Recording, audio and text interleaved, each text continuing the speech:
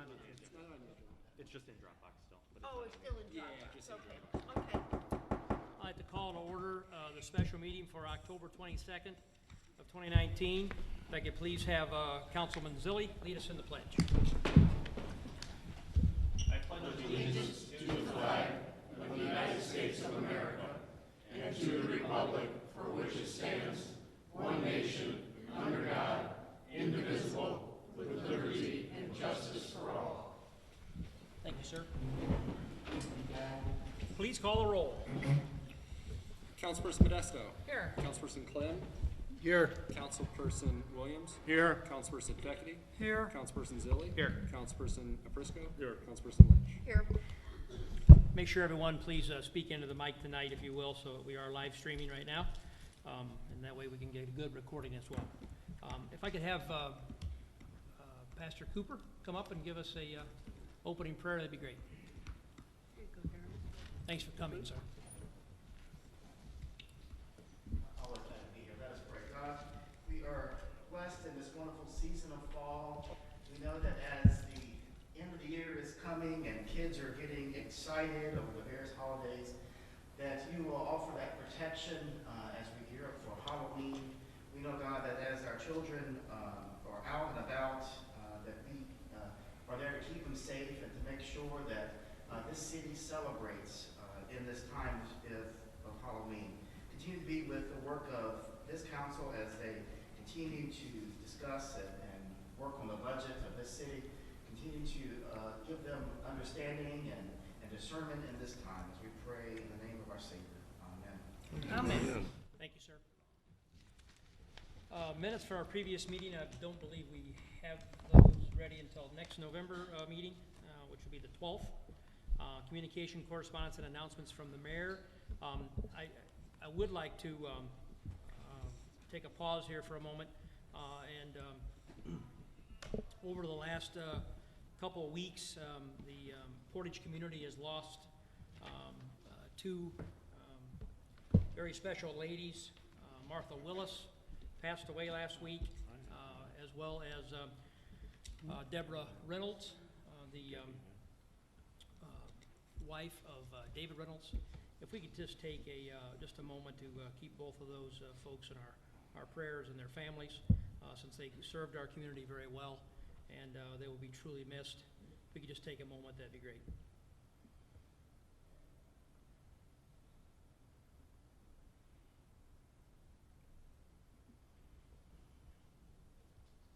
Thank you.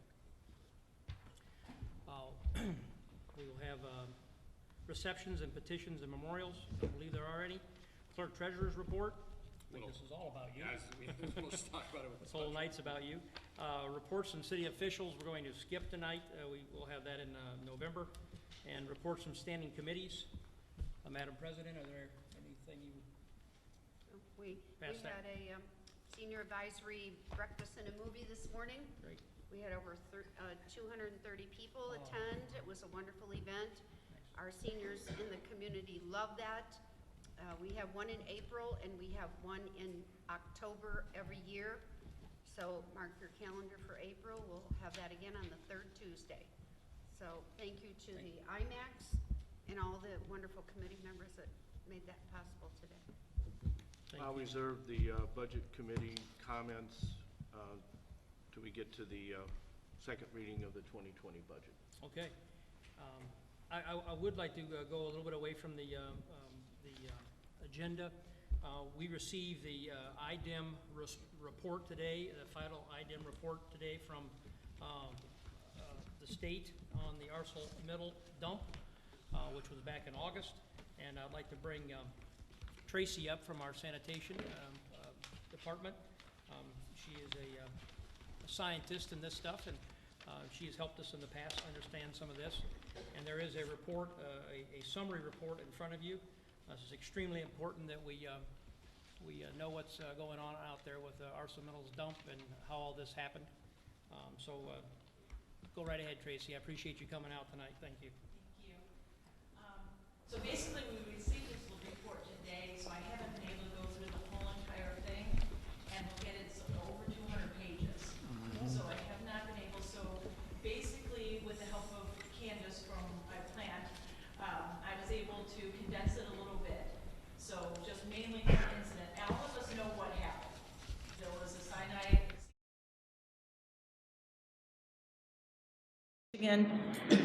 So we know that happened. We just don't know how it occurred. And this is basically an explanation from them on how it occurred. So IDEM was out there to inspect them, ArcelorMittal, on August 14th, August 22nd, September 11th, and October 1st. So they did 4 inspections. There were violations observed on all the inspections. They received unsatisfactory rating for receiving waters, discharge, their permit, operation, maintenance, self-monitoring, records and reporting, and limit compliance. Arcelor attributes the cyanide release to a catastrophic failure of a pump station that is an essential part of its blast furnace gas washing recycle system. So basically, I'm going to explain first how it works correctly. So when it's supposed to be working correctly, you have both blast furnaces, furnace C and D. And basically they're sending water to it to wash the gas, so when it's let back out in the atmosphere, it's clean. So the water's washing the gas out. They use the gas wash water to continuously treat, condition, cool, and reuse via a recycling system. The system operates as followed. The water goes into an air scrubber, then enters the clarifiers for treatment, then enters the hot well for conditioning, then it's pumped via 4 hot well pumps to a cooling tower for cooling, then it returns to the cold well for storage, then it's pumped via 3 pumps from the cold well back to the air scrubber for gas washing, and then it's sent to their treatment plant. So basically, there is no backup power feed to the pumps or pump controls. They have no backup power. Arcelor estimates there are 2 million gallons of gas wash water in the recycle system at any given time. So there's 2 million gallons going through this recycling system. Their treatment plant is not designed or equipped to treat cyanide. So that's very important to remember, because basically what ends up happening in this incident, what they're saying, their description of the incident that occurred, is that basically they had to bypass that whole system. They could not accept the water in that whole system, and they explain why. So they gave all of the descriptions were reviewed documents, and they spoke to the employees. So this is how they got all the information. The pump station failed on August 4th. So we all know the occurrence occurred on, they're saying about the 11th, the 12th is when the fish started dying.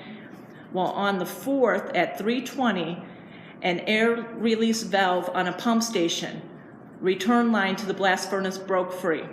This released pressurized water up to the ceiling in their pump station. Now there is a picture in the documents I included. It's page 3 of the pump station. So in the pump station, the water went all the way to the ceiling. It then leaked through the wall into the next picture where their batteries are. So basically they house in the next room, they house 250 volt DC battery switch gear system. This is for recharging of their system. So this recharges and keeps power going to their system. Only if you lose electricity to backup. Yes, it's the backup for if they lose electricity.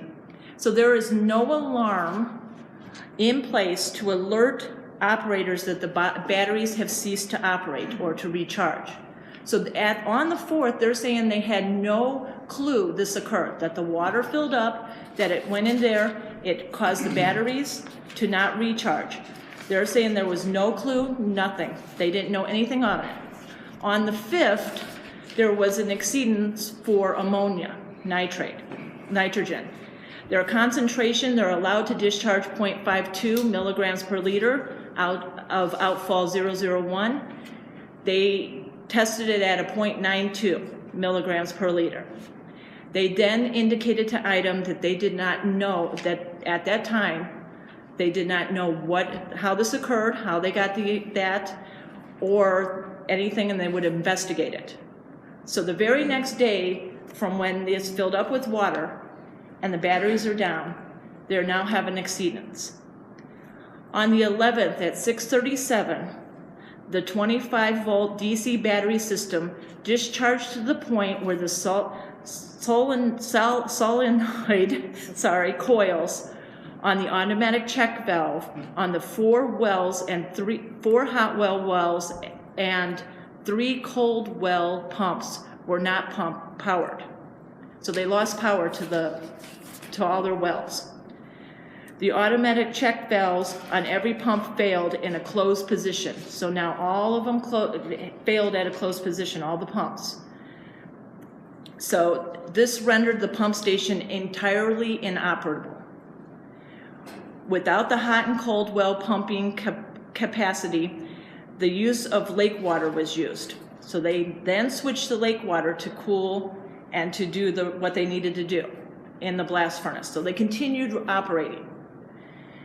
So the gas wash water continued to flow to the clarifiers, then to the hot well, but could not be pumped to the cooling tower. So now how I told you the perfect situation, now the perfect storm's happening here for them.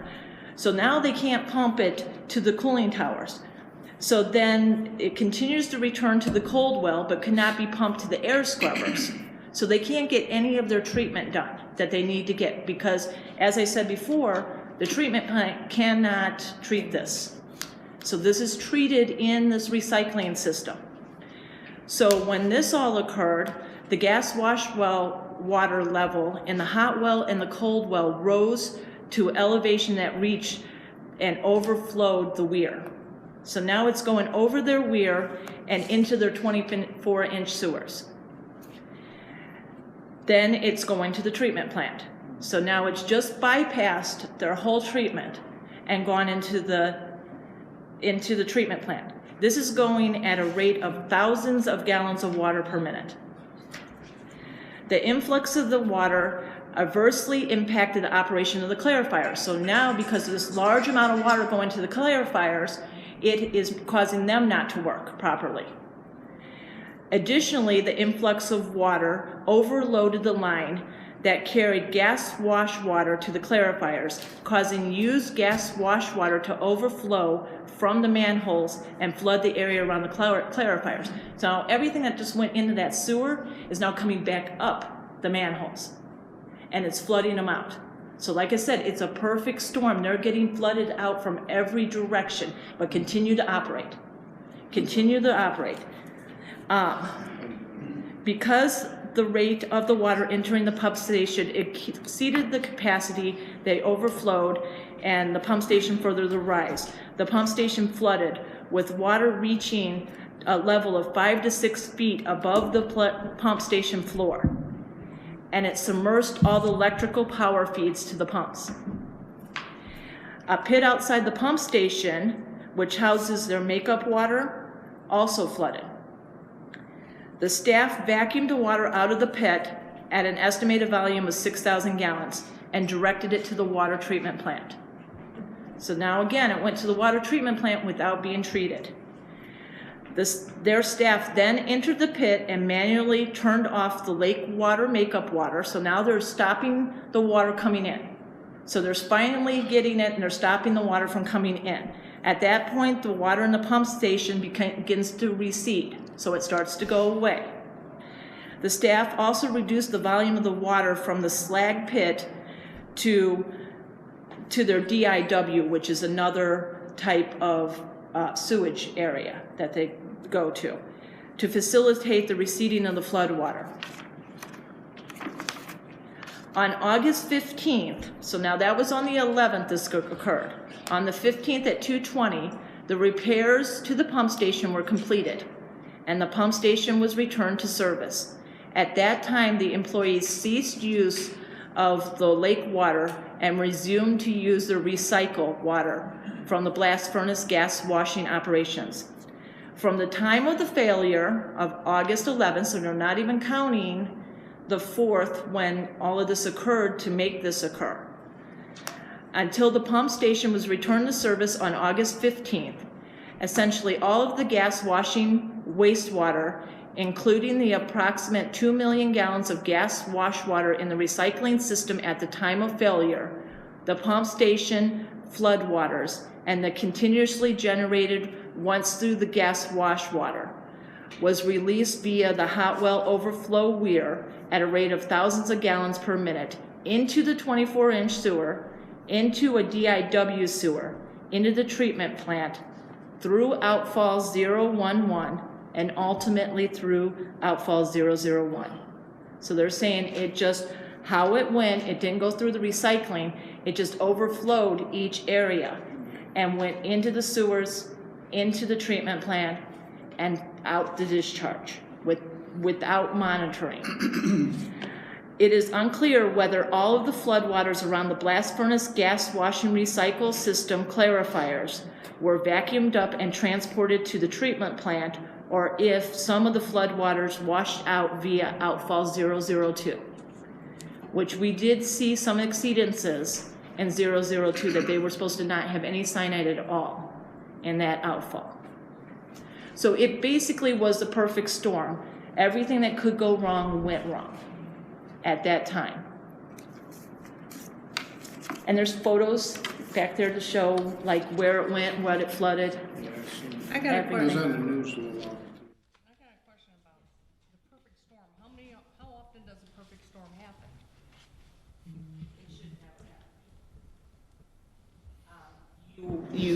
You hope for it never to happen. It could occur. You hope it doesn't happen. As a treatment operator, that's your biggest fear. You do have plans for it. There should have been better Backup plans. There should have been backup plans. In fact, their permit does state different backup plans that were not done. I have a They question went a as well. different route, Has yes. IDEM required them to change any of their operations to prevent this from happening in the future? I have not been able to go through the whole report yet. I'm sure that in this, they will state changes that are gonna occur. They have not stated what violations, or what, they stated what they violated on, but not the fines that they're gonna charge them.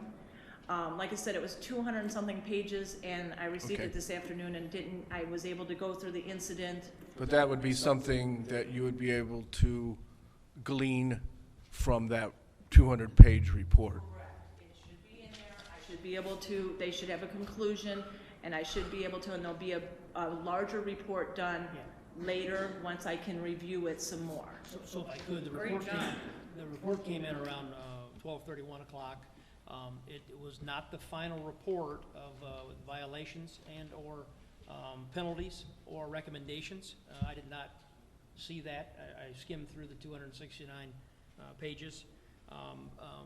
But we did ask, and they are going to have a follow-up with that to us on the final report. Yeah. Okay. So right now, this was just to give us an indication of what had occurred, just as we had thought, by looking at the data points that Tracy and our team looked at, outfall 02, outfall 011, and 001.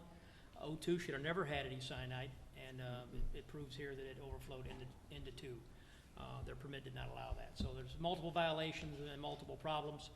No backup system, no warning system saying that the batteries were no longer in use. When we get the full report and the violations, I'm sure that will be shared with all, and we'll have Tracy back to be able to decipher those for us as well. But I wanted to give you the quickest information we had on this report. So, Thank you very much. any more questions for Tracy, anyone? Tracy, is there any kind of a public comment period where we could comment to the IDEM, EPA, DNR, whoever? Yes, I believe when they put out the violations, because I think US Steels is still ongoing from back when they did the chromium. There is a forum where you'll be able to say this, what's going on, why was this, explain it more to us, any questions that we have from the report. The report will be, once we have it and they do say it's finalized, it will be on the virtual file for public notice on IDEM's website. It is kind of difficult sometimes, so I mean, if anyone has a question, they can call me. Don has my number, Mayor has my number, and we can walk through how to get it off the website, because they have everything, they're told to put everything on there. Sometimes they're late in getting it on there, sometimes it's like a couple months, but with this, I can see it going on right away. How about all their maintenance practices? PM preventive. I believe that they have tons of exhibits inside of This, I believe that's probably some of the exhibits, because they were fined for their maintenance also. So, I believe some of those exhibits, I just pulled out the exhibits that were the photos, because those were the quickest things I can find. But it would list all any notifications they gave IDEM of these violations, because you have 24 hours to report. It'll give what dates, what times they did that. So all of those exhibits are in there, and I am sure once I am able to look at them further, we'll also be able to see if they reported in a timely fashion, how they reported, that kind of thing also. Please do. Yeah, there are 14 exhibits besides these pictures that have all the documents and all the testing sites and the sites of samples from all those dates. But what's really disheartening is the 14th of August, we kind of expected them to have problems on that date. The 22nd possibly having some more, but when you get into September and October 1st, having the same problems that they had back on the 14th, that means Arsenal has not done a thing to correct most of these activities from the incident to October 1st, which is unacceptable, and we will be following up with IDEM by the end of this week on some other information that we can garner from them. So. Good. I mean, they don't have the cyanide going no more because of that violation, but They're not following through with some other things that's showing, if they went back that many times. It's indictment. Because usually IDEM visits you about once a year, maybe once every 2 years. I mean, to have 4 visits in 3 months, that's pretty shocking. And to be found in violation all 4 times too, is shocking. Same Yeah. violations, Yeah. so it's disheartening. Why does it take Yes. full Thank you time? very much, Tracy. Yes, thank Excellent you. job explaining. too. Yeah, appreciate it. Yes, Thank you, Tracy. thank you. Thank you. And Tracy is available via email, and any questions you have, please shoot her an email, and she'll be happy to answer. We've given her some leeway to answer some of those questions for you also. I think that's the only thing. Mr. Clancy, I believe you have something you'd like to get onto that before we get to the. So if you all need to leave or something, well, this may become a discussion here. So. I'll try to be short and sweet. Absolutely, sir. Thanks for the opportunity. In front of you, you have our trail vision plan for Portage Township, and we are currently applying for a grant called the Next Level Grant from the state of Indiana, and it's an 80-20 grant. And what we're doing is we're tying all the parks in South Haven together, and then we are going to extend the trail up McCool Avenue to tie into the main trails. And that is part of the thing that this requires us to do. It's building trails throughout the state, and that's kind of what Next Level is really promoting.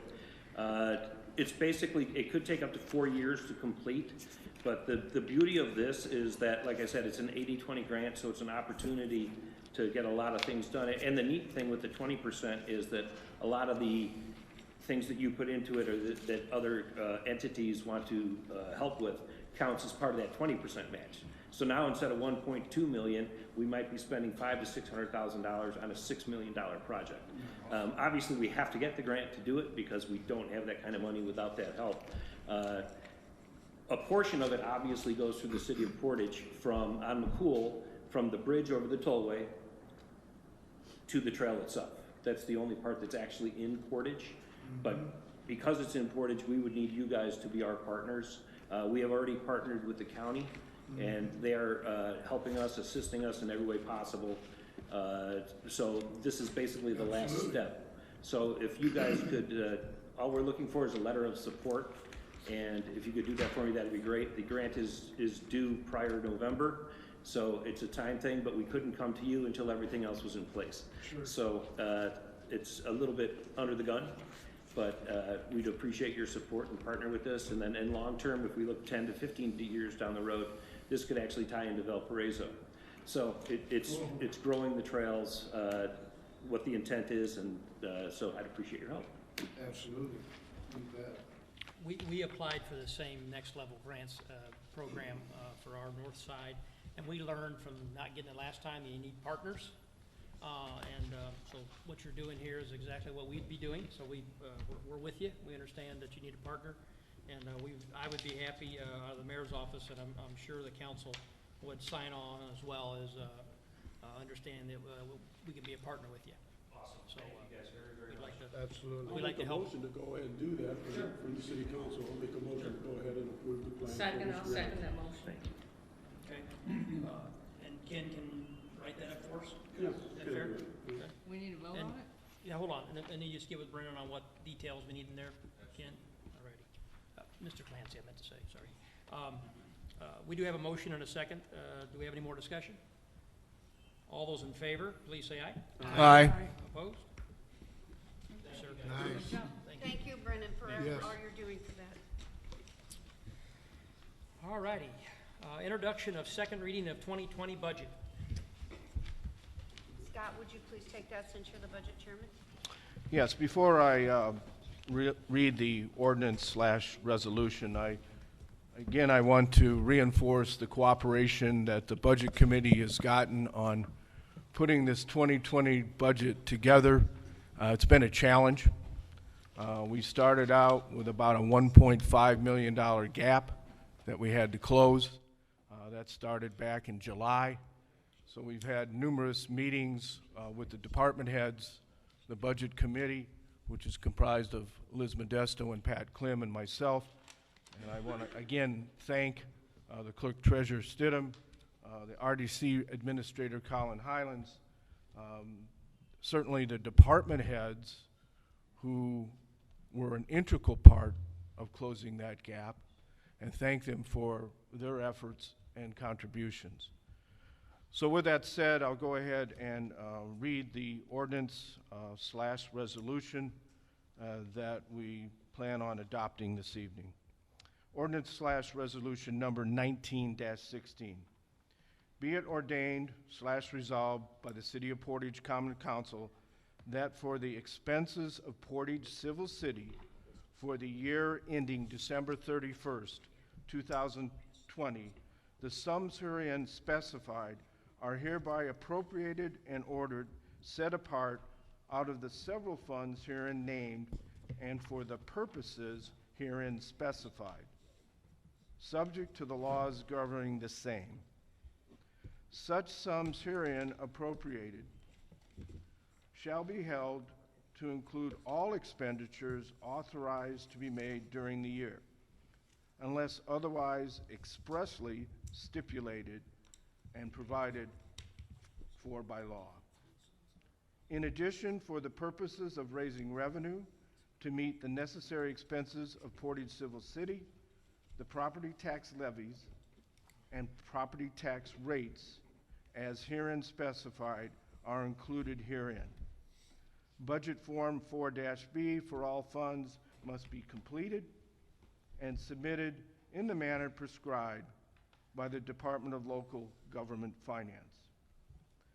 This ordinance/resolution shall be in full force and effect from and after its passage and approval by the City of Portage Common Council. Let the record reflect that this ordinance/resolution has been read in its entirety. Motion to adopt. Second. We have a motion and a second to adopt the resolution. Ken, are we all good with that? Yes. All good? Alrighty. Please call a roll. Is there any discussion? Oh, I'm sorry. Any discussion? Go ahead. Seeing none, please call a roll. Councilperson Modesto, Yes. Councilperson Clem, Yes. Councilperson Williams, Yes. Councilperson Feckity, Yes. Councilperson Zilli, Yes. Councilperson Prisco, Yes. Councilperson Lynch. Yes. Thank you all. First reading of the 2020 employee salaries. Liz, do you want to take that, please?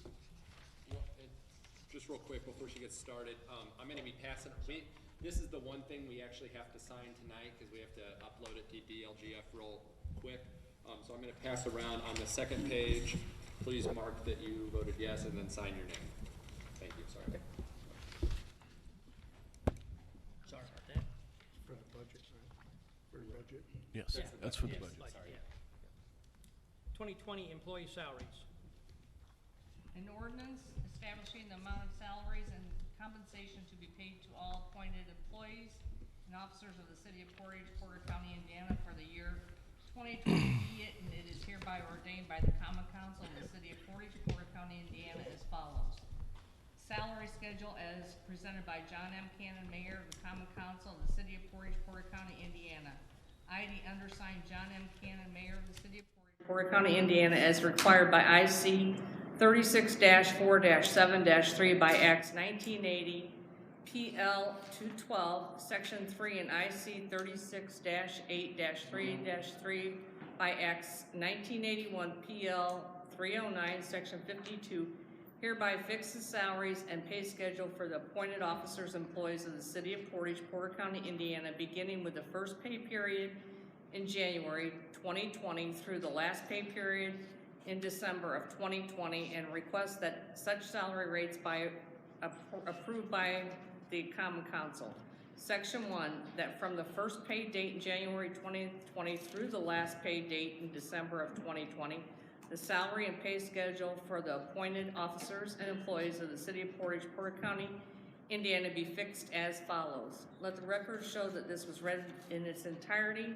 It's 3 or 4 pages of different figures, and make a motion to deny. Second that. We have a motion and a second to deny. Any discussion? Real quick, can we do a motion? Yeah. Okay. I would like to comment in regard to the salary ordinances that has been presented. I believe one of the major issues of this ordinance are the ranges that the mayor's office has presented. The ranges, in my opinion, give the mayor the ability to extend salaries to individuals that we may not be able to afford.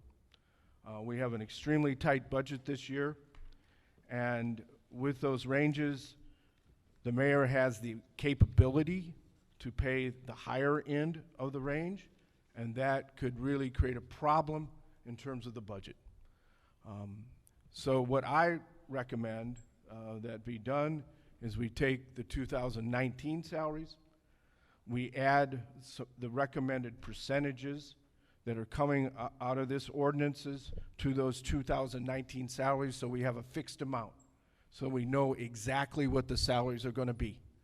Then we take those dollars and compare them to what was just presented in the 2020 budget to make sure that those salaries these are non-rank and file. These are individuals that are not covered by contractual increases.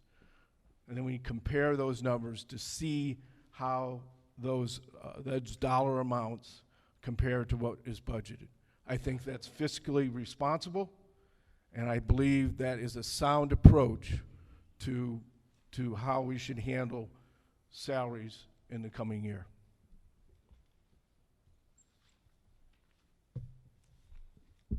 I totally agree. I agree too. I mean, we had ranges before and they didn't work. This way we'll know exactly how much the salaries are gonna be next year, and because we do have them actually already budgeted. I think, Chrissy, you got them in the budget already, correct? All the salaries for 2020. With the raises that are on here? That Well, are I presented? didn't put them in there, the budget committee so we already have them in there, so why do we need ranges in the 2020 salary ordinance? We should have fixed, salaries just like the rest of the union employees do. We went through this same process last year, and we agreed that we would receive just straight salaries in the salary ordinance, that we would eliminate the ranges. So I don't understand why we're back to ranges again. It just doesn't make sense to me. So personally, I would, I don't know, Go if ahead. you have to put that in a motion, or? Is there any way, Mr. Chairman, Mr. Williams, Pat, Clem, and Liz, is there any way you can get your numbers within the next couple of days and get them to us so we can look them Yes, over? that- You know, without killing this ordinance tonight, make your changes, we'll send it to the mayor and the rest of the city council so we have an idea. I mean, it shouldn't take long to do that. no, it's already in process. It is, okay, yeah. Councilman Prisco, we've already requested that that be calculated. So, Because we're gonna yes, be meeting the in answer is another yes. Week and a half, we're gonna be meeting in another week and a half, we can just finalize the whole deal then. Yeah. Right. That would be good. I think that would be an appropriate time to, Recommendations.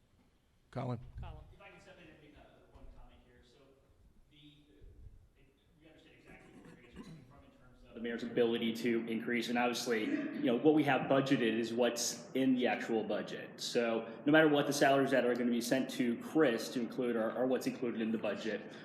But still, we get your concern. I think one of the main reasons we wanted to propose the ranges is that if we do bring on, say, a new hire, if someone resigns or someone retires and they have, you know, they're making, you know, something that, a dollar amount that's accrued over 10 years, say $90,000 or something like that, we don't want to bring in a new person at that same exact rate. And we'd be stuck to that if we set individual rates. So if we did a range, maybe it could be something like less than the highest within a particular position or something like that. Regardless, all the numbers that you're requesting, we already have compiled, so we can forward that to you tomorrow, and You can we can always- meet and discuss. You can always, I just beg to differ, you can always reduce a new employee, you can't, we're stopping you from increasing a new employee, basically. You don't have to hire them for the same wage as the person going out.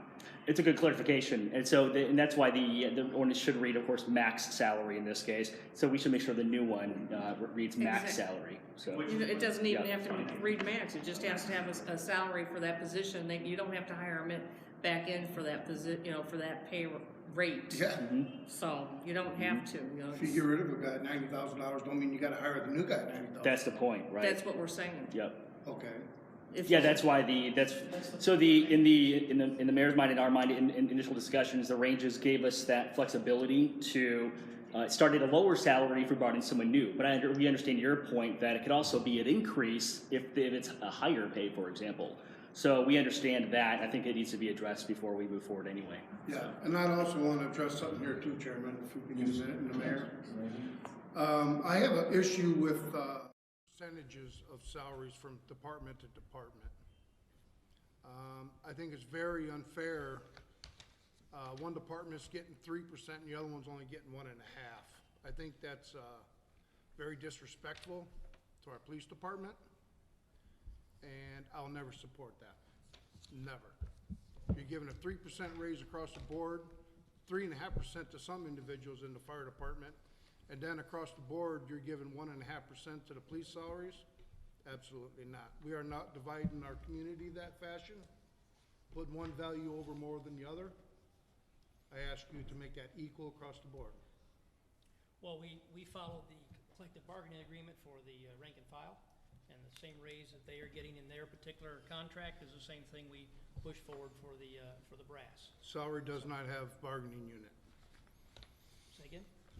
The salary does not have a bargaining unit. You don't have to go with their raises. The union does not recommend raises for your salaries, your captains, your chiefs, your engineers, you have a 3-year paramedic and 2-year paramedic getting a 3% raise, and you have a 32-year master patrolman getting 1.5%. Well, There's something wrong with that picture. I don't Man's see, get 32 years of I don't service to our see- community. I don't see. Those are all per the union contract, so those were all verified by the police and fire departments.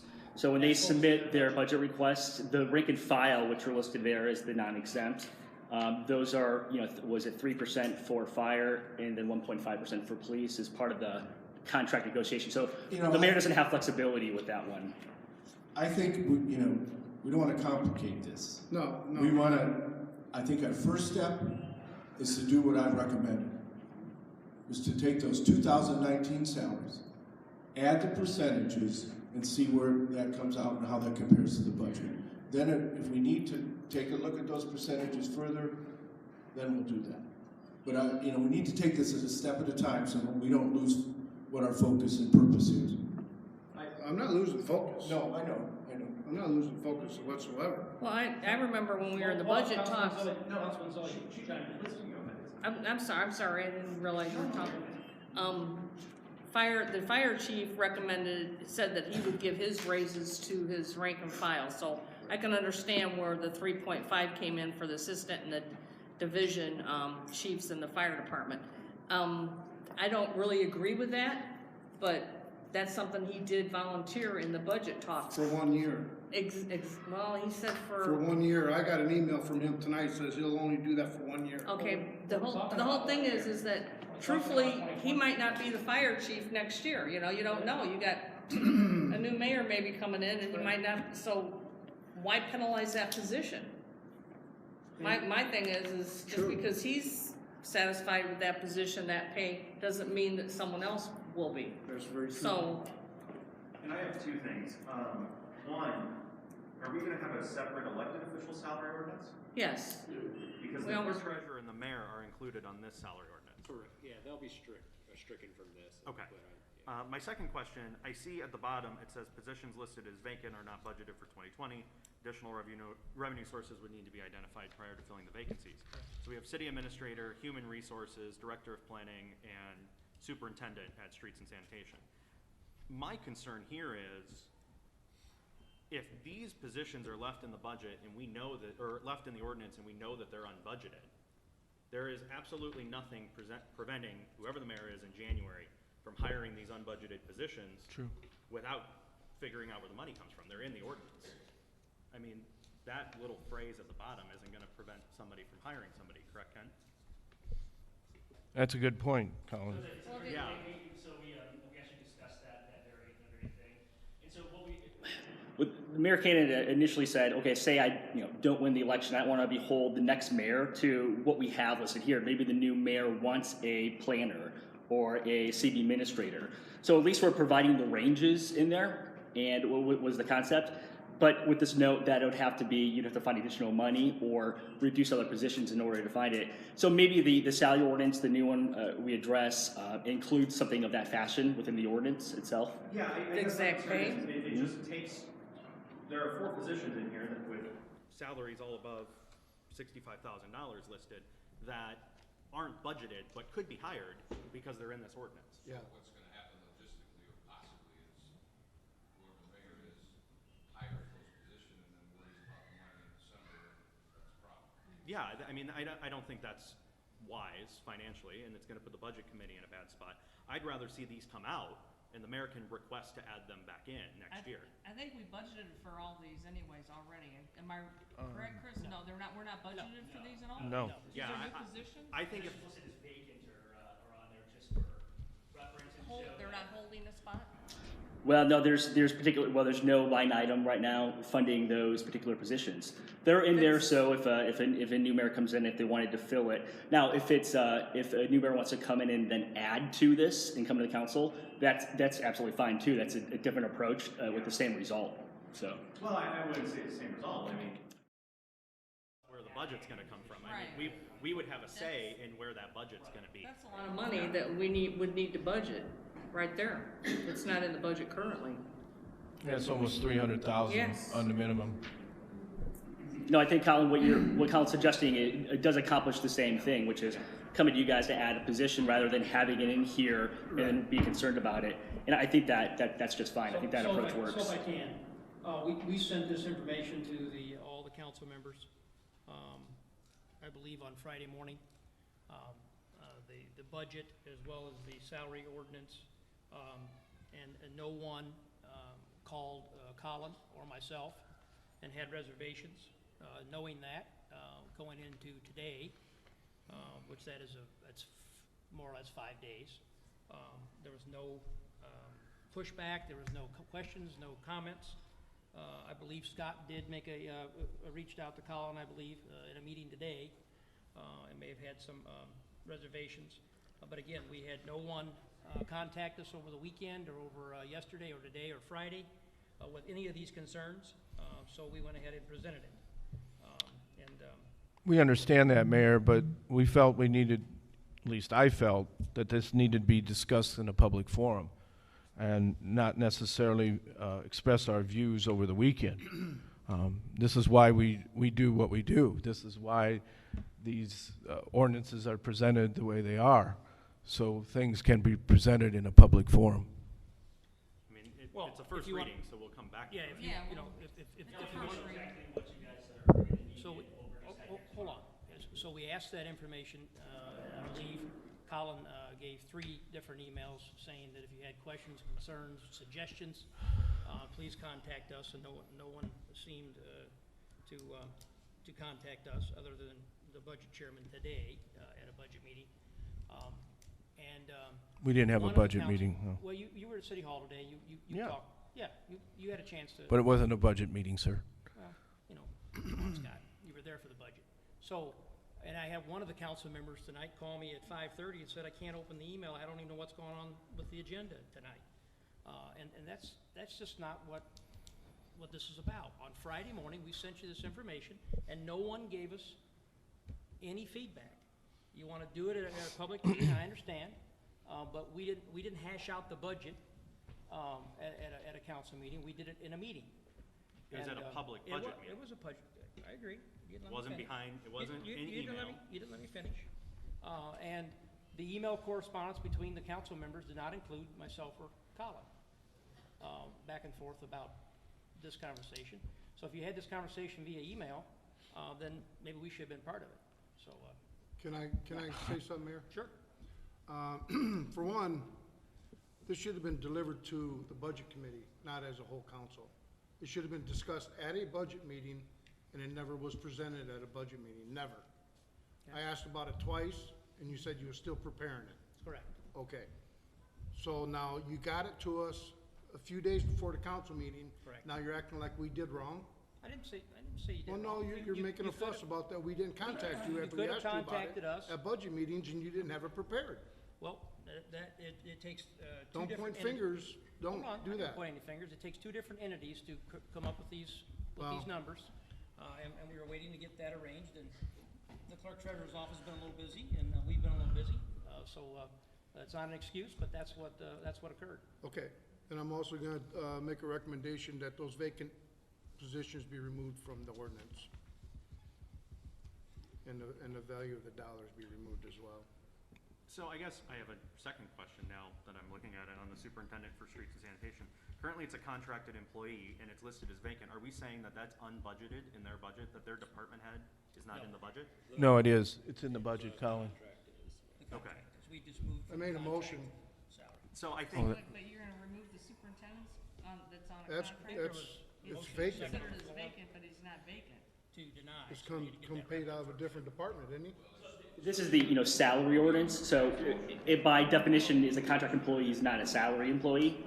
But this is on there for your reference, and, if we left these other vacant ones in there, we could leave that one, or we could exclude it, and it could be an addition like you guys want, the future mayor to come to you for, if a new full-time, position comes on board for superintendent. So, right now it's a contracted employee, and so essentially he doesn't get like health insurance through us, and he doesn't get any of those sort of benefits. But you're listing on your $80,000 in the budget, but it's vacant. Yeah, it's So vacant we pay for that the salary $80,000. itself. This is the salary ordinance. Technically, that's vacant from a salary standpoint, even though it comes out of the, a contracted sort of position when a line item within the budget. So it is budgeted. That dollar amount is for that contracted employee, is Well, in then the we budget. need to take that vacant out, because it's shown. Yeah. You need to make it as superintendent Well, the correct way that would be to exclude present. exclude that position entirely from this, because it's Can a, we just table this to next month's meeting? and let the Yeah. committee work things Well, we out? already, I think we we're in already, the right direction. yeah, we have to have the first reading. Hold on, we have a motion and a second on the floor to deny. We're in the middle of discussion.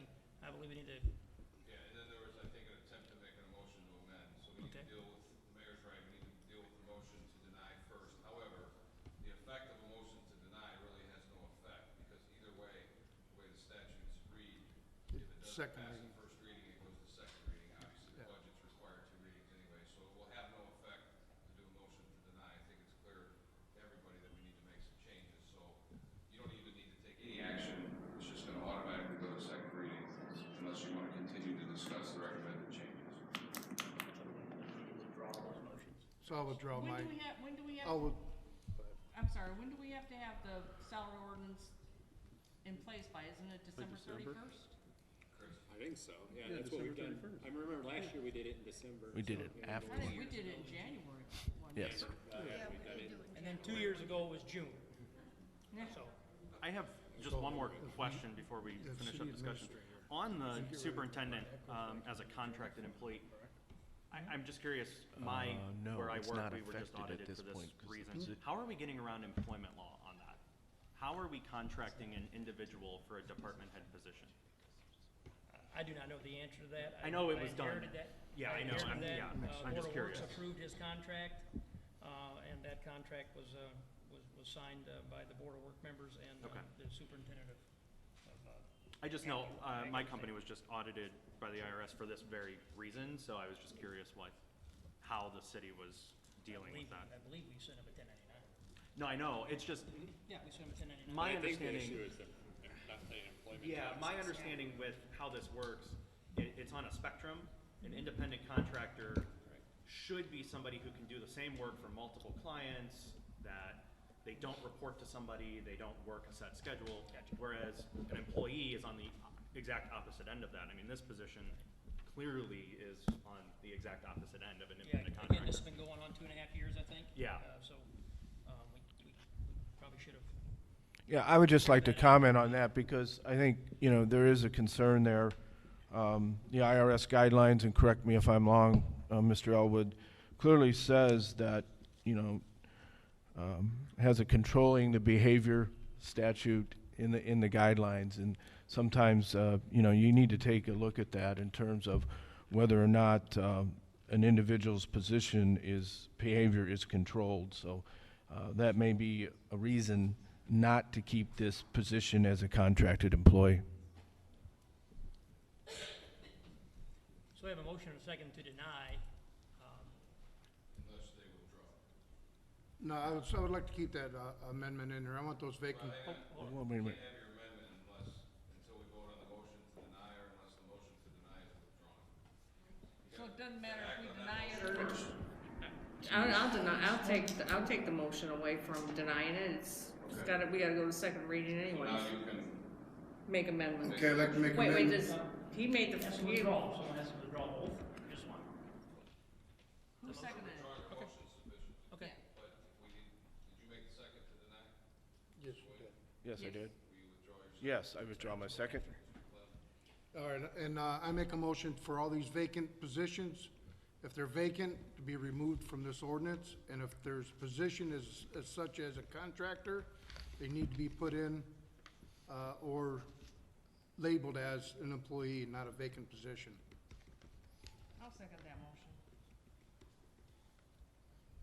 We have a motion and a second to remove city administrator, human resources, director of planning, and superintendent of streets and sanitation.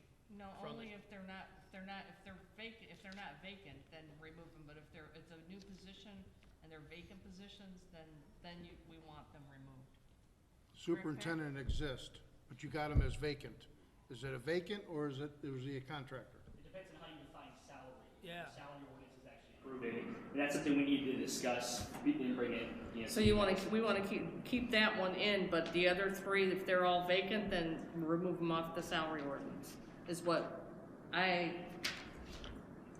correct, Pat?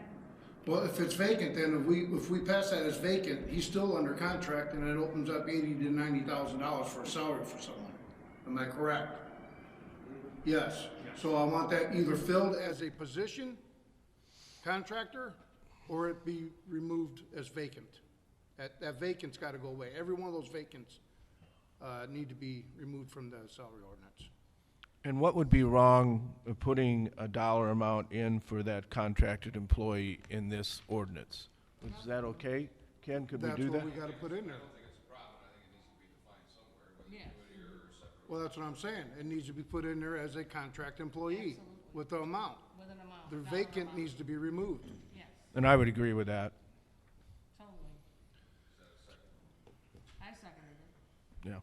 I would like in that motion, I want to go back to Colin talking about a starting rate, a mid-rate, and a top rate. When you're paying salaries of 60, 70, 80, 90,000 a year, I think you gotta have people coming in that you know are capable and qualified to go into that job. I know that with elected officials it's different. I'm talking about the people that the city hired. We got outstanding people working for us. There's certain positions that call for certain qualifications, like the park. I believe it calls for a degree in parks and recreation, if I'm not wrong. That was set way back a number of years ago. So I think you need to talk more about this. I don't see how you finalize it here tonight, I'll be honest with you, because it's just so far apart, and I'm not really sure where we're at on some of them. Well, I don't think our intent, Councilperson Feckety, is to finalize this tonight. I think that we intend on addressing it again at our November meeting. So we have a motion and a second. Let me get this right. You want vacant taken out, or the position, or both? Well, if those positions exist, then you need to put it in there as someone, or move it, remove it. The only one that I see that's actually an employee is superintendent of the street department, which is a contract employee. Okay, so we'll make that 0% raise. Well, that's And not take- up to us to decide. And That'd then be That's up a to the board. contract, that's not Yeah. Well, the Board of Works, or what, that ain't got nothing to do with us anyways. Did the Board of Works? Because it's filled, we want the word vacated removed. Yes, right. That position. Right, so just leave that blank. yeah. Okay, that's why I was just gonna put 0. Yeah, Leave it a blank. that's right. Okay? All right. So you got that? No? I think since we're moving in this direction, we should also include in a motion or a separate motion, your recommendation on what to do with the salaries. Then we've got marching orders from, either we have marching orders or we don't, of the majority of the Sure. council. Okay. What you said about taking the Yes. 2019 raises and adding a percentage. That should also be, I make a motion that, hang on, oh, sorry. Pat's motion's already been made and Don't we need to vote on his first? Yeah. either vote on his or add this to his.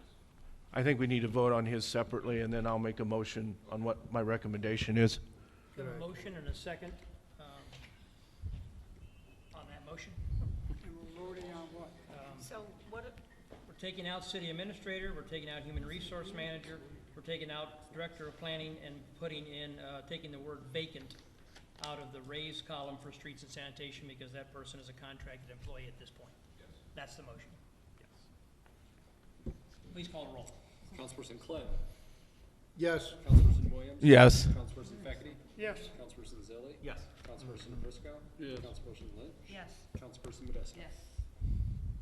Go ahead, Scott. Make your motion. All right, I'd like to make a motion that we take the 2019 salaries as they're paid right now and add the recommended percentages that are listed in this salary ordinance that we're considering, and then see how those numbers compare to the actual budgeted dollars that we just passed for 2020. I'll second that motion. So if I could about the ranges, let me give you some commentary about the ranges, if you don't mind. So, there are two of us here at this table. One of us will be mayor. And I would not want to do this to someone else, and I do not believe the other person would want to do it to me, to strap the mayor into saying that if we'll use assistant chief of police, if they wanted to have someone other than an assistant chief of police than the current person we have, after his years and dedication of service, he's at the high end of this right now. That person that we would bring in to be the assistant chief of police would not get the same amount of pay as someone that has all the experience of the current chief of police, or assistant chief of police. So this gives the flexibility for the mayor to pay that person between $70,000 and $80,000 a year. So my question is,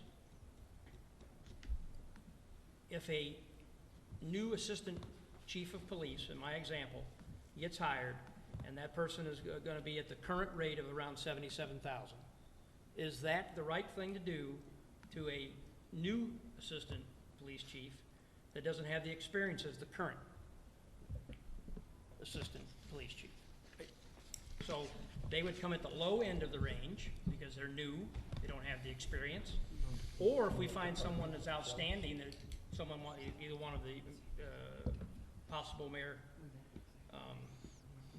would have a chance to bring in someone of their choosing that would be paid at the higher rate because they may come from a different department in the area or the region that we would have to pay for the talent.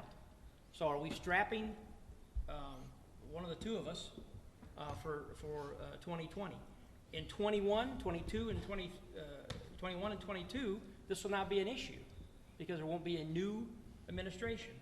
No matter what it's going to happen, and every 4 years there's going to be a new administration, and they could potentially get to choose their own administration, which would be only fair to an incoming mayor. But to strap them and saying we have to pay the current pay rate is just not wise or not smart. I think And that's why we put the raise in election year, because it's going to be uncertain who the mayor may or may not be. And I think the discussion was an annual maximum, not an annual salary. Am I correct, Scott? What's You that? were proposing an annual maximum for those positions. You could pay less. Yes. Yes. It would just be an annual maximum. So we're saying that this is the amount that we are willing to pay. And I go back to what I was saying earlier. We have an extremely tight budget.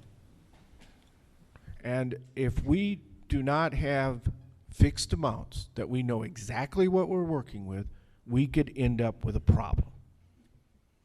And this is why I believe it's in the best fiscal interest of this city to know exactly what our salaries are going to be. And I think our salaries are at the level that we, if we have to, we can attract some very qualified individuals. I agree. And if I could just add on, I think with an annual maximum, the mayor, whoever that person is in January, if this situation does come up, can request that the council change the salary ordinance. I mean, the mayor will have to come to us and request that we change it. Exactly. I mean, we are the fiscal body of the city, we set the budget, and if they want to bring that to us, that person can bring that to us.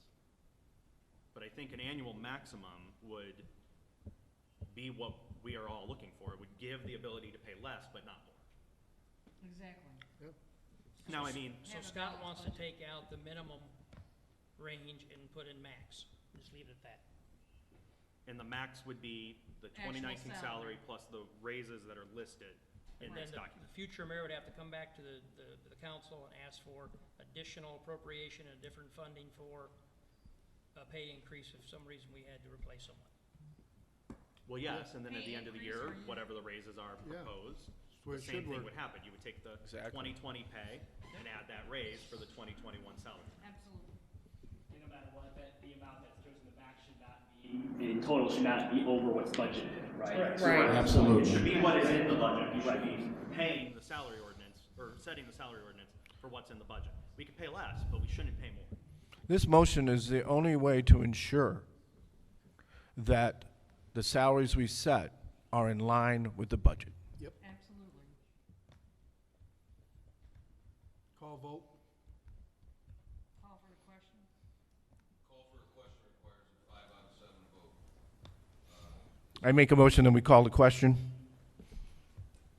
Someone's got to second it. Second. Second. And then we have to vote on calling the Motion and a question. second to call the question, please call a roll. Councilperson Williams. Yes. Councilperson Feckity. Yes. Councilperson Zilli. Yes. Councilperson Prisco. Yes. Councilperson Lynch. Yes. Councilperson Clem, or Modesto. I know I look a little bit like Dad. Yes. Councilperson Clem. Yes. No, God's sakes. we're almost dressed alike. All right, now that forces the question, Mr. Elwood, and we have to vote on the motion without any further debate. Is that correct? So we have Thank a you. motion and a second, and the debate has been ended by the call of the question and the vote. Please call the roll on the amendment to the salary ordinance. Okay. We start with Councilperson Feckity. Yes. Councilperson Zilli. Yes. Councilperson Prisco. Yes. Councilperson Lynch. Yes. Councilperson Modesto. Yes. Councilperson Clem. Yes. Councilperson Williams. Yes. So now I have a procedural question. We amended this. Do we have to take it to a second reading? Yes. Yeah. And so logistically. Unless we vote to suspend. Got it, okay. You're getting information from Colin. Are you having another budget committee meeting? Most likely, yes. Yes. Yeah. And I then need to communicate on the drafting of that. All right. Okay.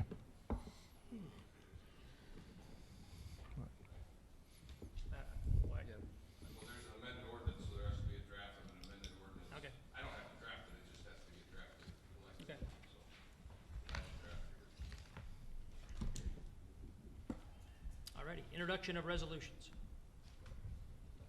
Unfinished business. New business. I do have one item under new business that I'd like to bring up. I'm going to pass out copies of a document that I want to discuss. You can pass those down, Councilperson Feckity. Thank you,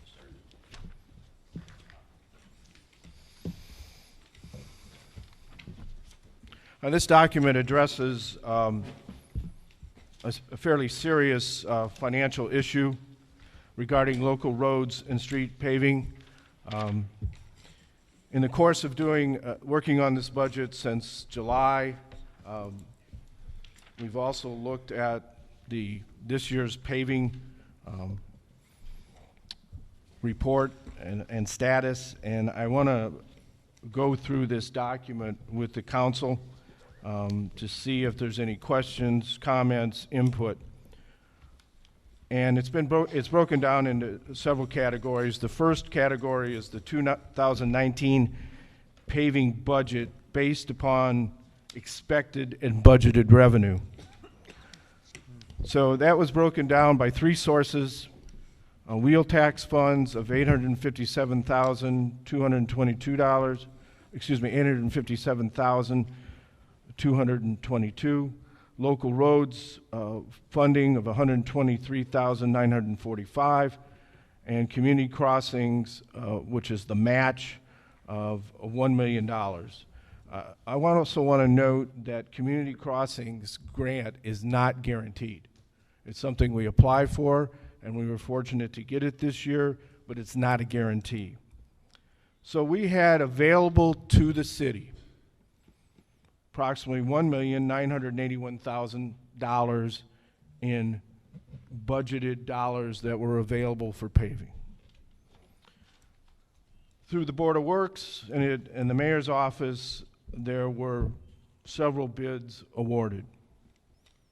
For local roads and streets, it was $1,579,932.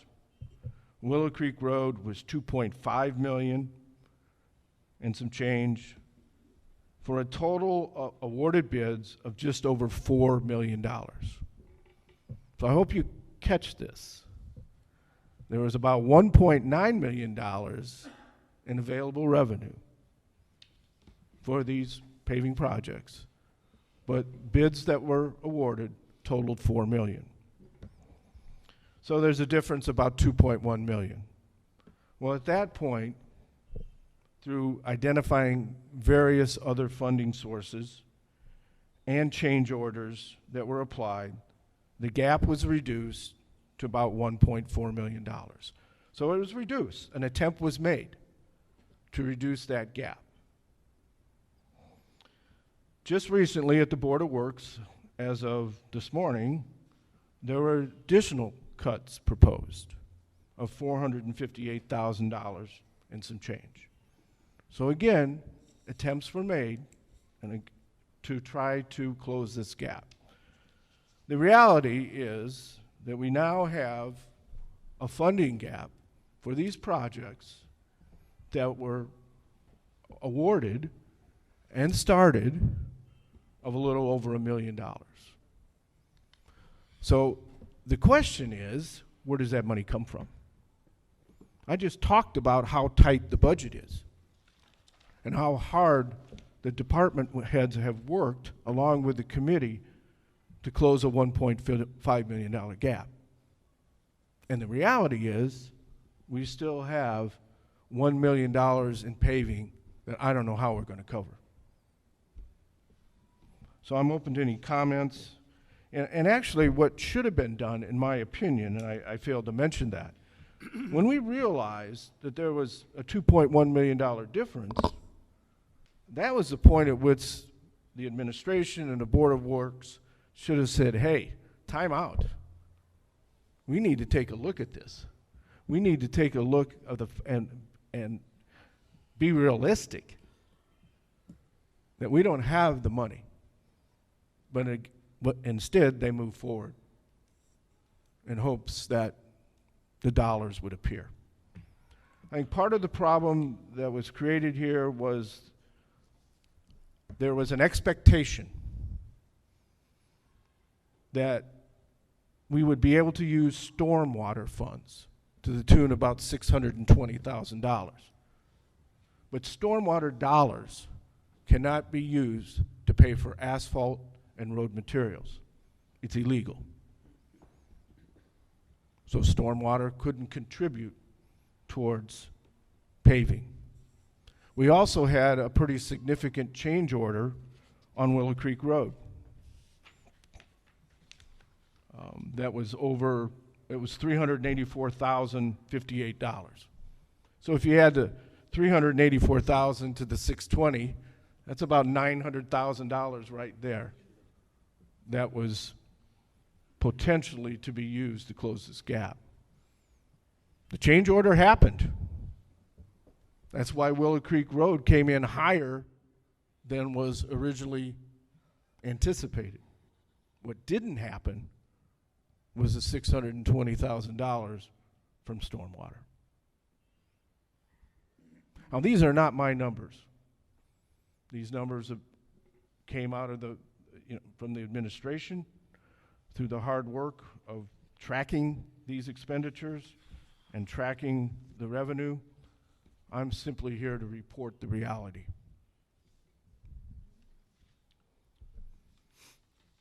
So I have a question. Chris, maybe you'll be able to answer, maybe Colin will be able to answer it. I know we're carrying over bills to 2020. How much are we expecting to carry over? Because that's not in the budget either. I previously presented this to, I think, I don't know, Scott and Colin, I don't remember who all, so I guess through that way. So, and we confirmed this with Carl Cinder. This reflects, so we've got a couple different things going on. What Scott is referring to, that $1 million, that's obviously unbudgeted, so that's one kind of issue. Then just within our normal budget from a cash standpoint, this is a projection for each of our major funds through the end of the year, cash-wise. And you'll note that the general fund is currently projected to be a little over $2 million shortage cash-wise. That's something that's been discussed for a few months now, and that will have a direct impact, obviously, on the 2020 budget, because the state will take that into account when looking to approve our proposed numbers for 2020. That presumes that we spend everything that we're permitted to spend based on the current adopted budget. Anything that's outside of the budget would be in addition to that number. So I can't answer your question completely as of today because I don't know what bills will come in between now and the end of the year that are not within the budget. And then the one last sheet to tonight's the night of handouts. Three that way. The one that we do know, just because it's a set or fairly fixed amount each month, is our health insurance.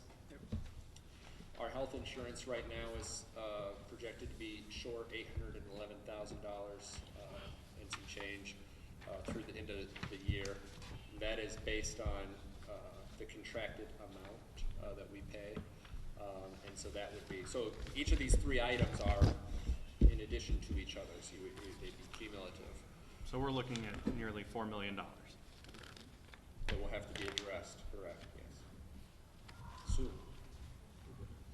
And I'm looking here, cable TV has 2 million we're projecting at the end of the year, but I believe we owe money to cable TV, correct? So yeah, that spreadsheet you have presumes that everyone pays back their temp loans at the end of the year, which is why general fund shows up negative and I cable see, TV shows up 1.45 million. 2 million. So one of the cautions, and we've been talking about this for many months and for many years, one of the cautions is we cannot, no city in Indiana does this, no city should do this, or no city that's healthy does this. You cannot spend to zero. You cannot take your bank account to zero at the end of each year because the money is there. First of all, it's not good fiscal sense. Our bond rating is based on cash reserves. Our bond rating, we took a notch down our most recent bond rating because our cash reserves were dwindling and not growing. The other issue we have is cash flow. From month to month, you have different revenue amounts and different expenditure amounts, and if you spend to zero, you then have a cash crunch where you're not able to pay bills in a given month because of cash problems. So we're to the point where, yeah, we can take that cable TV money and wipe out the proposed deficit in the general fund. That puts us at zero and wipes out completely our cash reserves and puts us in what I believe to be a precarious position. And what the issue with that is a couple things. One is a cash flow. Two, unexpected expenditures or emergencies. There's no cushion or reserve. We talked about in the budget committee, and I think we've talked about it at these council meetings, one of the tricks that we had to do this year to make the 2020 budget work was be really risky on our tax cap projections for 2020. If those numbers come in higher than expected, which they did for 2019 versus what we thought last year, then that's going to really create an issue. As Scott said, it's a tight budget. There's no wiggle room here. So when our cash reserves get down to next to nothing, it really creates a precarious position for the city. And then I remember vaguely, I can't remember where this came up, the general fund owes the RDC money, correct?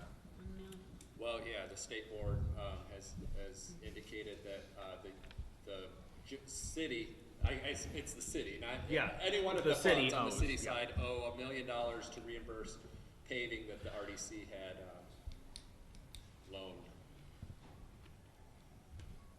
So the 455,000 cash ending balance in MVH in the positive, and local roads and street estimated cash balance ending at 1.2 million. Park general fund, we'll leave that out of this discussion. Riverboat, 457,000 positive at the end of the year. Cable television, 2,019,000 at the end of the year cash balance. Edit, $8,655 positive cash balance projection at the end of this year, December 31st. And the CCD of $50,675.31. Wouldn't those be positives? Yeah, but that's assuming we pay back 800,000 from the general fund to, well, it's on the sheet, you can answer it. Sure, there's positives. Those are positives. So what would happen with that positive money in local roads and streets, since we're apparently we've only used 123,945 of local roads and streets for paving this year? What happens to the other 1.2 million? But it assumes that we pay back 800,000 at the end of the year. We're not going to have 800,000 to pay back. So it's only 400,000. And I gave away my copy, so if I'm gonna use someone's copy. So one of the issues, of course, is the restricted nature of some of these funds. Local road and street money can't be shifted anywhere else, so that money has to sit there. The bond agents, the state, everyone will tell you, 20% is what they want to see as our cushion. We just approved a general fund budget at 18.2 million.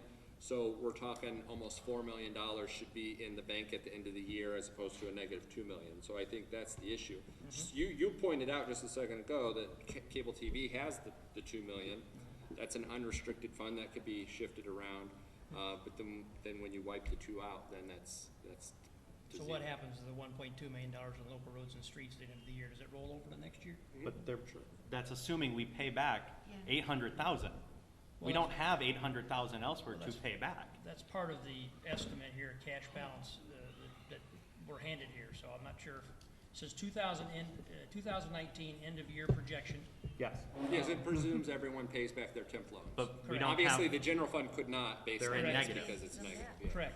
But local roads and streets, we're assuming here they're paying back the 800,000. no, it's the general fund paying Receiving that from where? the general fund, which is gonna have a negative cash balance of 2.1 million. Okay. At this time, they would not be able to. No. It'd be declared an emergency and. Correct. And So then there it is would be cable kicking the TV can fund down. of $2 million, correct? What's that? There is cable television fund of $2 million? Yep. And there's 457,000 in Riverboat can be used in, for, No, Presuming it gets paid back also. 450. so there's 57,000. Right. I do have, while we're on this topic, I do have a question for the mayor. And my concern is, I go back to my report of why there were $4 million in local funding that was awarded and approved when we only had about $2 million to cover that, and why were not adjustments made at that point in time? Why did we continue to move and do the paving at the level we did it when the funding wasn't there? Well, we're going to have a meeting tomorrow, you and I and Carl, Senator, and Chris, and Colin, and we're going to get to the bottom of that. And, I hope so. We'll know then. We have lopped off a great deal. I hope- 569,000 today at a change order of negative, a credit that you're not mentioning to anybody tonight. He said it, it's right here. He read it off. 458,760. Yep, but I was at the Board of Works meeting this morning. It was 216 credit and 569 credit. Change orders in a negative. So you're not putting all the numbers correct here. So when the paving is completed. Well, again, these weren't my numbers. But go ahead. Well, Scott, I was at the Board of Works meeting this morning, and we approved those change orders. You were not in attendance, so No. apparently you didn't see the live feed.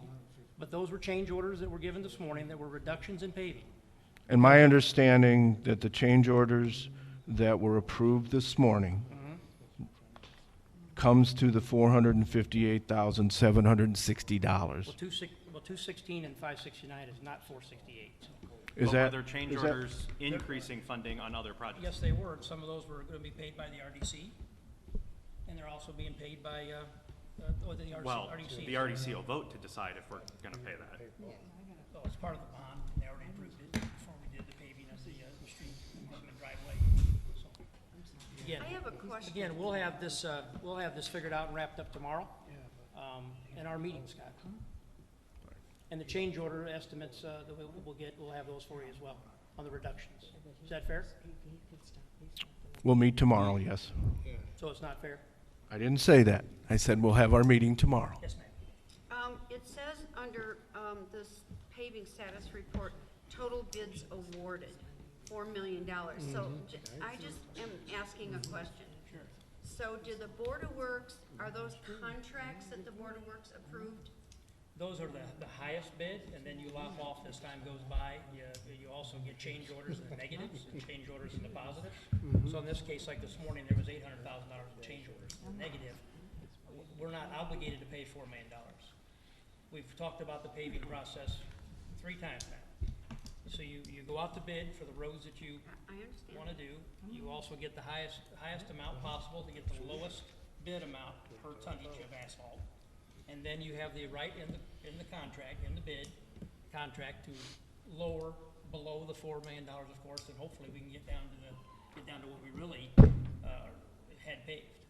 So does the Board of Works ever ask you, when they're approving these bids, is there money to pay for them? Yes, they do.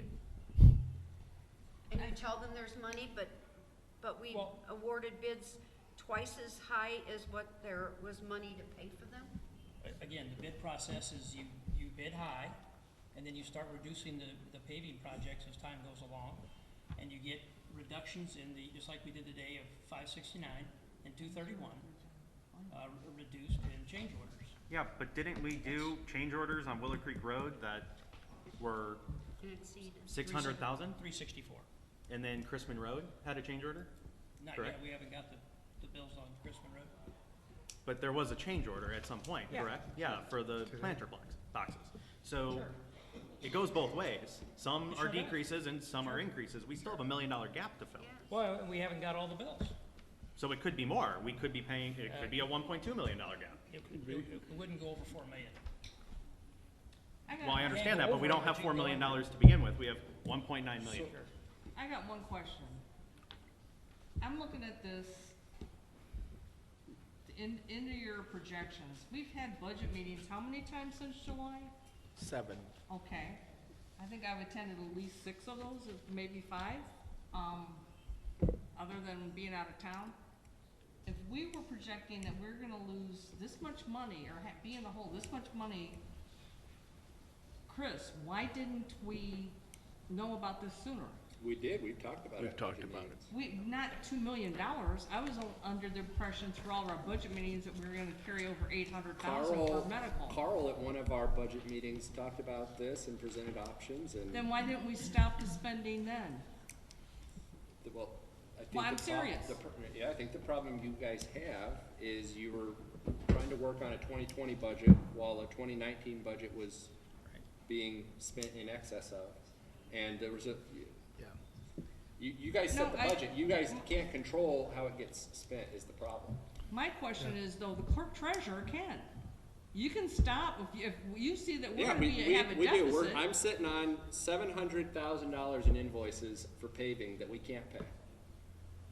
So, why did they ask you at the Board of Works when they awarded these contracts if we had money to pay these? Were you at the Board of Works meetings when they were discussing these and awarding these contracts? And were you asked at that time, is there enough money to pay this in our budget?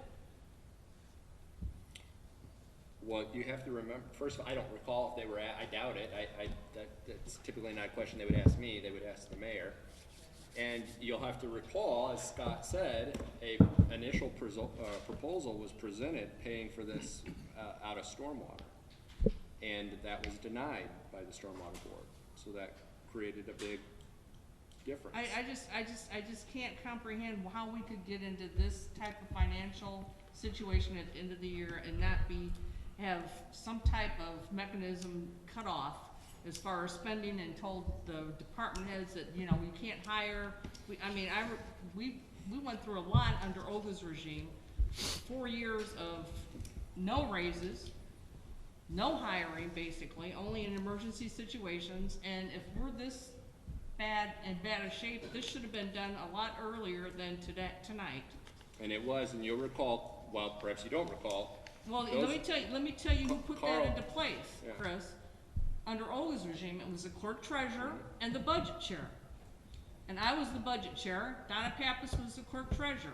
We went to the mayor and told Olga, this is what's gonna happen, and she agreed after presenting everything to them, or to her. Why this hasn't been done previously, I don't know. And what exactly do you want, what more would you want us to do? Try to work with the mayor, and I think it's a lack of communication. This has been communicated, Liz. Carl's talked about it months ago. He said his proposal back then, which I disagreed with, but he wanted to take You pay, And Chris, back in- but you write the checks. Back in May, or June, I don't remember, whenever we talked about it, he wanted to take cable TV and zero it out, because that's the only way he saw this getting fixed. All right, like I said, So this has been talked about for many, many I don't think months. this At budget committee meetings. This is a bad time to bring it up, and we should have brought it up back in June when we did. realized we were gonna, well, we should, some action should have been taken back then. Chris, Well, I did watch the Board of Works meeting today when it was happening. I believe you did tell the Board of Works when they were approving change orders that these will not be in their docket because we do not have the funds to pay for them. That's correct. They approved change orders, but they were told they would not be on their docket because they don't have, there is no money to pay for these change orders. sure. And they voted for it anyway. Were pay apps presented at today's Board of Works meeting that were approved by Board of Works? Yes, Okay. and the reductions, Okay. and the pay. So again, the pay apps reflect invoices that need to be paid, and we don't have the money to pay that. So I think it's a continued, You're being disingenuous because we do have funds to pay for them, as well as the clerk treasurer is being Well, disingenuous. we'll see. If you look at the ending balance for the rest of the year is, more than 3 of those accounts are in the positive, and we have $2 million in cable television. But that the- Mr. that Mayor, the franchise that is fee has been- contingent upon the general fund paying back, let's see, $800,000 to LRNS, $450 to Riverboat, $1.4 million to cable TV, and $525 to Edit. The general fund doesn't have money to pay back. So you have to take that out of the equation. That is assuming the general fund pays all of their money back. And the general fund does not have the money to do so. Well, it says estimated cash balance, that is the information we have in front of us from the budget committee and the clerk treasurer and Colin, that this is the ending balance with all that figured in, Mr. Zilli, so I. But it is assuming These are the that the same- general fund can pay that back. The general fund is gonna be $2 million in the hole, and it can't be. We can't have a $2 million negative cash balance in the general fund at the end of the year. So $2.1 million cannot be paid back. Okay. Well, Well, you know what, we'll then- have this all figured out tomorrow, and we have a meeting set aside for that tomorrow, and we'll have an answer for you. So, Anybody's invited, I suspect. well, if it's not a Is it- public is it- meeting, we can't be It's not a discussing public this as a meeting, group. so everybody can't It's come, not so. advertised, yeah. Oh, that's true. It's not. So my question, all right, let's assume we don't fill this $1 million funding gap and we have bills to pay. And we have $811,000 to pay in health insurance, and general fund's gonna be $2.1 million in the hole, and it could be more depending on what bills come in. We don't have $4 million. We just don't have it. We won't be able to loan it. Funds won't have money to loan. Are we gonna have to do a bond, a general obligation bond, to pay all of this? Has that been recommended by Carl Sender? That's part of the discussion tomorrow. So Carl has recommended that we do a $4 million general obligation He bond. he's given us options, and we're gonna talk. So through what were those the tomorrow. options? Colin would have to. give you all the The exact- options include, the group numbers are correct that we're discussing, the now paving gap is a little over $1 million. So. Thank you. Some of the healthcare costs we're talking about, and some 2019 or 18 expenditures rolled over for that 1.9 million. Options are bond, of course, wrap that all into a $4 million bond. If we can get it done here this year, it's gonna be a time constraint. Another option could be, taking that cable TV money and transferring it to pay off paving. Problem is, what Chris alluded to, you handcuff the city's ability to operate without cash reserves. And we have a very, not an option. it's not an option, it's not really an option, it's an it's option. not an option. It's the money's there, but we can't. that doesn't mean you should transfer it because you need to be able to operate next year. And if you don't have cash reserves, you're gonna have to have tax warrants or bonds anyway with interest to get through operating season, right? So that's likely not the best solution. So it's likely that a bond would be the most likely option here in this case. Did we budget for increased debt service in 2020? No. Nope. So that means, we would have to consider some decreases in the budget for next year to figure out how to pay for whatever the monthly or quarterly payments are for those bond payments. And then we can sit down next year and map out a 5-year plan so none of this happens again. And we count for every dollar, and we plan for capital expenditures and salaries, and we don't talk about it like it's a new thing every year. We have a plan in place that we follow. I think we can all get on board with that, so. Thank you, Colin. Thank you, Colin. Yes, thank you. Chris, I have a question for you. I mean, it really makes me very nervous when our health insurance is in a deficit of $811,942. I mean, this is our employees' insurance. Why is it? And like, I mean, what that's is the unacceptable. 811,000? So that is, what's in front of you is what's authorized to be spent on health insurance versus what is needed to get to the end of the year. That's the budget. Got it. What's been Thank you. budgeted versus what's left. I mean, that's No, no. priority. I agree. So, We have to pay our health insurance. yeah, and, you know, as, you know, Councilperson Modesto knows, if there's an appropriation and the department submits the bill gets paid. I can't, as clerk treasurer, say no to paying a bill if the appropriation exists. So all of these, you know, all the things we're talking about here is based on what's authorized to be spent, AKA what's in the current budget. Anything outside the budget, then that would require either the council's approval through an additional appropriation or to not be paid and carried over. Health insurance obviously is gonna have to get paid one way or the other. We have to find that money. I have another question, and I'm just asking because this is kind of like, crazy. When you present bills to the Board of Works for like paving, are those projects already done? Right, correct. So we can't, the Board of Works can't say, well, we're not gonna pay them. It's already been done, right? Yeah, so I guess going back to the $1 million gap, this isn't this isn't cutting work, it's finding $1 million. Where are we gonna find $1 million? I think right now we're beating a dead horse. Let them talk to Carl Yeah. Sender. He's the financial guru. He can find anything, it'll be him. I make a motion to adjourn. Who's gonna be at that meeting tomorrow, because I wanna know if we're gonna have. Scott? I'll be there. So is this an advertised meeting? So we can't No, have, we can't go. Can't 'cause have I was more than planning on 3 attending members. it, but we can't now, right? Nope. You could have up to 3. You can have up to 3. But it can't be the budget committee. Right. Yeah. So it can be Scott, Sue. Scott letting us know what Yeah. Carl Sender says. Absolutely. Mayor, I would everybody like to communicate. request that Carl come to our November meeting, Sure, because the full council needs to hear from Carl. sure. So, We will arrange that. So then one last question, Chris. If we have to take this bond out, now does that affect our bond rating again? Oh, yes. So Yep. then that'll go down again? Well, it won't, you'll get rated. Doesn't mean, it depends. They'll do But a it- rating it and then the number. Increases our debt, It so will when they increase look our at debt, us. sure. and We'll take- we gotta cash take- reserves will factor into that as well. I mean, the bond's gonna fix the problem for now. It'll pay our deficit, it'll close the deficit, but we're gonna have to fix this problem. We're gonna have to stop the spending problem. Correct. Going forward, because general fund being $2 million in the hole is insane.